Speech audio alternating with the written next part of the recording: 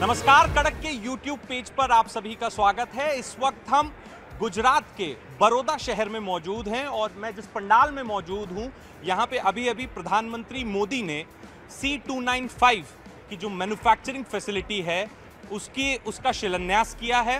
बाकायदा उनके साथ देश के डिफेंस मिनिस्टर राजनाथ सिंह मौजूद थे, गुजरात के मुख्यमंत्री भूपेंद्र पटेल थे, ज्योतिरादित्य सिंधिया मौजूद थे और तमाम और डिग्निटरीज थे। एक ये विशाल पंडाल यहाँ पर लगाया गया था। आप देख सकते हैं एक भव्य तरीके से टाटा एयरबस कंसोर्शियम जो कि इस फैसिलिटी को बड़ौदा में बना रही है, आज शिलान्यास किया गया है। 2026 तक पहला मिलिट्री ट्रांसपोर्ट एयरक्राफ्ट बड़ौदा में तैयार होगा जो कि इंडियन एयरफोर्स को सुपुर्द किया जाएगा। एक हिस्टोरिक डे है आज, क्योंकि अभी तक भारत में एयरक्राफ्ट्स नहीं बनते हैं। जो भी एयरक्राफ्ट होते हैं वो बाहर से मंगाए जाते हैं। ये पहला ऐसा मौका है जब Bharat make in India aircrafts बनाएगा। और आपको बता दें कि 96% इंडिजिनाइजेशन होगा इस एयरक्राफ्ट में। और सबसे महत्वपूर्ण ये बात है कि इससे जो लोकल इकोनॉमी है, जिसे कहते हैं, वो 360 डिग्री टर्न लेगी, क्योंकि जो छोटे MSMEs हैं, जो छोटी यूनिट्स हैं, उनको बाकायदा आउटसोर्स किया जाएगा, उनको कॉन्ट्रैक्ट दिया जाएगा कंपोनेंट्स का। और बताया ये भी जा रहा है कि न सिर्फ गुजरात के, बस आसपास की भी राज्यों की जो छोटी कंपनीज हैं उनको ठेके दिए जाएंगे। तो एक तरीके से लोकल लेवल पे रोजगार जनरेट होगा। हिस्टोरिक इसलिए क्योंकि भारत एयरक्राफ्ट बना रहा है और जो छोटे उद्योग हैं, जो कि बेचारे हमेशा, जिसे कहते हैं, हर सरकार उनको हाशिए पे रखती है, उनका योगदान होता है बट कोई सरकार उनकी सुनती नहीं है, तो उन छोटे उद्योगों को काफ़ी फायदा होगा। मेरे साथ एयरस्पेस में ये कंपनी है गार्डनर, उसके ओनर बिजनेस डेवलपर मेरे साथ यहाँ पे मौजूद है। आपका नाम सर? माय नेम इज किरण, आप यहाँ पे आज आए हैं। प्रधानमंत्री जी की सभा थी, C295 की मैन्युफैक्चरिंग यूनिट को सुपुर्द किया गया गुजरात को। कैसा महसूस करते हो? कि आपको लग रहा है कि आपकी कंपनी को भी आगे चल के एयरबस का ठेका मिल सकता है, कॉन्ट्रैक्ट मिल सकता है? हाँ, ऑलरेडी एयरबस का कॉन्ट्रैक्ट मैन्युफैक्चरर है। हाँ। उसका सप्लायर काउंसिल पार्टनर मेंबर भी है। हाँ। मगर डिफेंस में हमारा ये पहला कदम है और ये भारत में और भी आगे प्राइवेटाइजेशन के और मोदी जी ने बताया कमर्शियल एयरक्राफ्ट का भी ये शुरुआत है, शुरुआत है। हाँ। तो 2031 तक इंडियन एयरफोर्स को डिलीवरी होगी और उसके बाद कमर्शियल एयरक्राफ्ट्स भी बनेंगे। शायद यही पहला स्टेप पड़ाव है, उसके बाद आगे हम कितना इम्पोर्टेंट है ये लोकल इंडस्ट्री के लिए, यहाँ लोकल इकोनॉमी के लिए कितना महत्वपूर्ण है ये मैन्युफैक्चरिंग यूनिट? बहुत होगा, क्योंकि हमारे पास टेक्नोलॉजी भी है और we have the resources as well. All we got to do is we had to place the right people, right customers in place. Government was always a stepping stone for the foreign companies to come in and invest in India. So now, because of stable government what we have, that's the reason more FDIs are happening in India, a lot of investment happening, a lot of growth opportunities there. Like what I feel is, if we are able to increase like 10 rupees of business for India, 10 people will get the job and 10 family will be fed.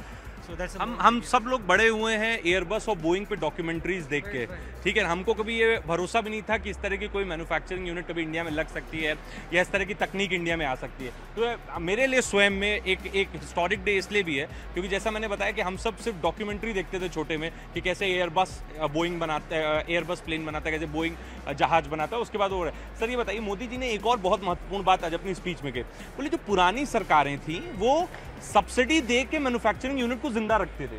मतलब एक होता है कि भाई आप अपने दम पे जिंदा हो, आप अच्छा काम कर रहे हो तो जिंदा हो, ग्राहक आपसे सामान खरीद रहा है, आपको पैसे दे रहा है, आपका धंधा चला। एक होता है सरकार के सब्सिडी के पे जिंदा रहना। तो मोदी जी ने बोला इस मानसिकता को खत्म करना है, तो ये उसको लेके भी एक महत्वपूर्ण स्टेप है। कैसे देखते हैं आप मोदी जी के इस बयान को?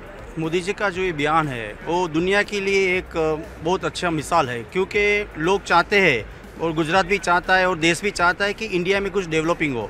लोग अभी तक क्या सोचते थे कि रशिया से लेते थे हम कई मिसाइल्स और कई चीज़ें, एयरक्राफ्ट के लिए भी हम जो हमारे पास कोई इंडस्ट्री इसके लिए थी ही नहीं।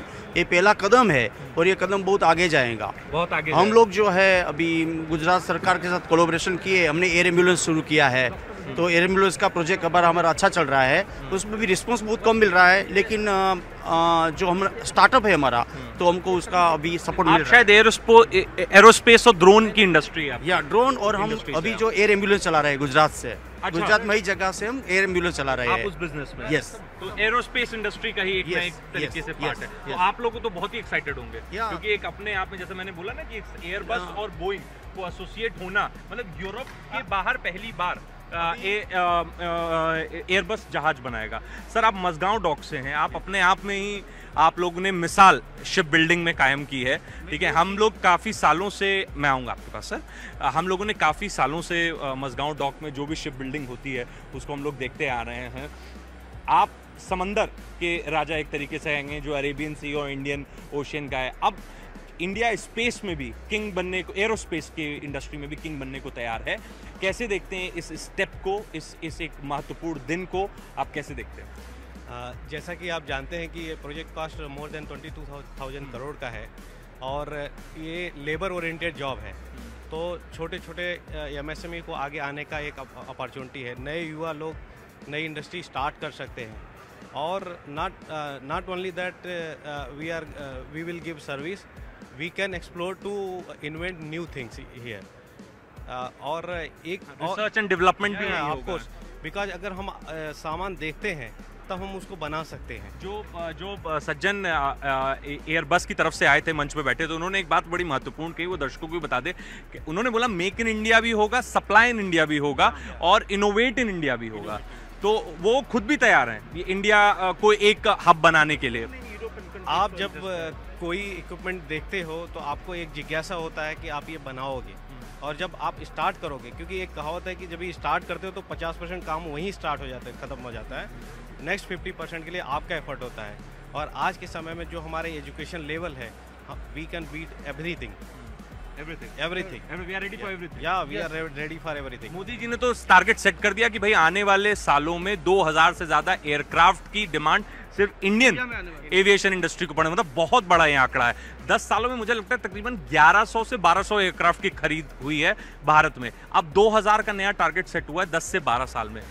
इस क्या यही एक कारण है कि यूरोप की एक कंपनी जो कि विश्व जगत पे जिसे कहते हैं, जिसका कब्जा है एरोस्पेस के बिजनेस में, वो यूरोप छोड़ के, एशिया छोड़ के, एशिया पैसिफिक छोड़ के इंडिया को उसने चुना? निवेश, क्या आपको लगता है यही है? क्योंकि उनको भी दिख रहा है कि भाई कमर्शियल स्पेस में बहुत यहाँ पे स्कोप है। इंडस्ट्री चलाने के लिए चाहिए एक तो मार्केट, दूसरा इंफ्रास्ट्रक्चर, और थर्ड है रिसोर्स।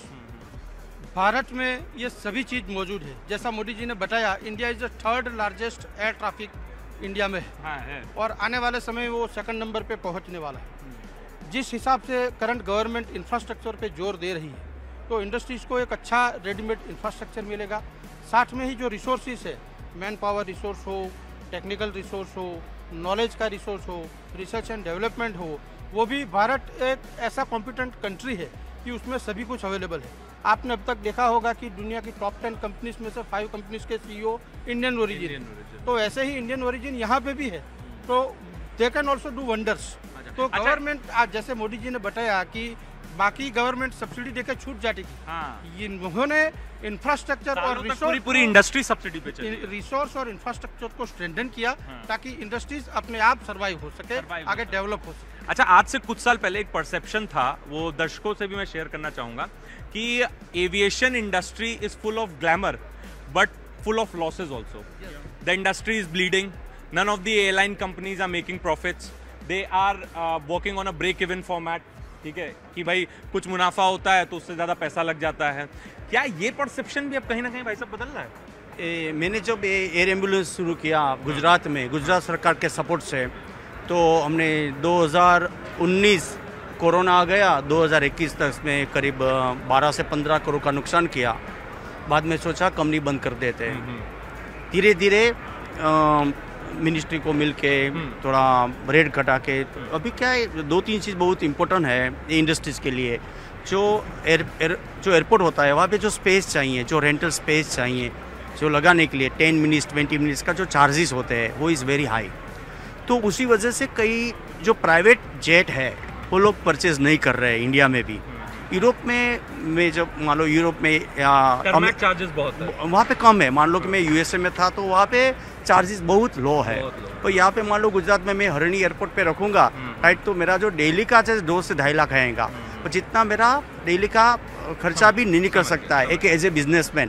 तो ये टू ऐड वन थिंग, हाँ जी, जस्ट इसमें एक ऐड करना चाहूँगा। हमारे सूरत के एक बहुत ही बड़े हीरा व्यापारी थे, he purchase he own charter plane and he has to park, उनको अपना प्लेन नासिक एयरपोर्ट पे पार्क करना पड़ता क्योंकि सूरत में उस समय एयरपोर्ट ही नहीं था। तो अभी ऐसा नहीं है, अभी हर एक छोटे बड़े शहर में मेरे पास भी काफ़ी व्यापारियों से ऐसी बातें सामने आई हैं कि बहुत पैसा देना पड़ जाता है, तो फिर वो कोई एक लोकल हैंगर हायर करते हैं। हाँ, परमिशन। हाँ, लेकिन क्या आपको लग रहा है कि एयरबस के आने के बाद, और मोदी जी ने बोला कि 2000 एयरक्राफ्ट की खरीदी होगी सिर्फ भारत में, क्या लग रहा है कि एक बार फिर से जो बूम है वो एविएशन सेक्टर में आ सकता है?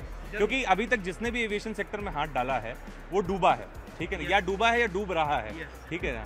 तो क्या आपको लगता है कि इससे आने के बाद एक बूम मिलेगा इंडस्ट्री को, क्योंकि इतना बड़ा प्लेयर आ रहा है? मैं आपको सूरत का एग्जांपल देना चाहूँगा। सूरत में जब एयरपोर्ट स्टार्ट हुआ तब गिने चुने दिन के 100 पैसेंजर होते थे। आज एक महीने में ही 3 लाख पैसेंजर सूरत एयरपोर्ट से ट्रैवल करते हैं। 3 lakh passenger. Even first international travel भी वहाँ से जब स्टार्ट हुआ तो अभी सूरत से ही इतने इंटरनेशनल पैसेंजर्स मिल रहे हैं कि डायरेक्ट थाईलैंड, इंडोनेशिया, सब बड़ी बड़ी कंपनीज अपना डायरेक्ट चार्टर फ्लाइट सूरत से इंटरनेशनल एयरपोर्ट से उठा रही है। इंडिया की सबसे पॉजिटिव पॉइंट और सबसे अच्छी बात यह है कि इंडियन एविएशन इंडस्ट्रीज को पैसेंजर्स मिलेंगे, उनको मार्केट ढूंढने के लिए कहीं और जाने की जरूरत नहीं। अब हम तो देखा आपने किस प्रकार से बड़े उद्योगपति जो देश के हैं, नामी गिरामी उद्योगपति हैं, वो सब भी यहाँ मौजूद थे। करण अदानी मौजूद थे, नियोल टाटा मौजूद थे, लक्ष्मी निवास मित्तल थे, तमाम और उद्योगपति थे। पर जो व्यापारी हैं, जो इंडस्ट्रीज़ हैं जिनका सच में योगदान है, जैसे एरोस्पेस में गार्डनर काम कर रही है, सोलंकी साहब एयर एम्बुलेंस की इंडस्ट्री में काम कर रहे हैं, मसगांव डॉक का अपने आप सबको योगदान पता है, नेशन बिल्डिंग में, मैन्युफैक्चरिंग सेक्टर में है भाई साहब।